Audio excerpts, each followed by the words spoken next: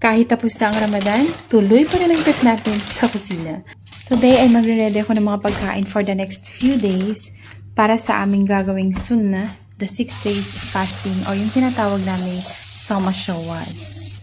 But before that, babawi muna ako dun sa mga araw na hindi ako nakapag-fasting dahil sa aking monthly cycle.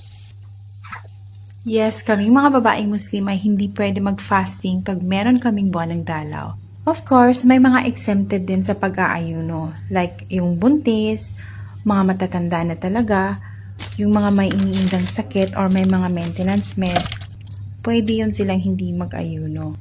Anyway, back to prep tayo. Ito nga at minamarinate ko na din itong chicken breast for the chicken skewers.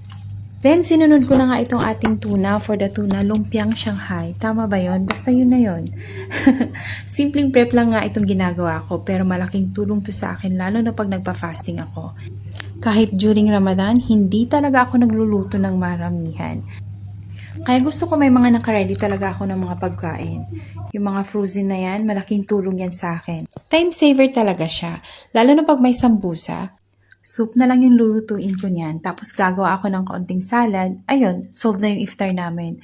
Syempre, hindi pwedeng mawala ang dessert or sweets. It's a must during Ramadan. So here's my quick frozen prep for the next few days.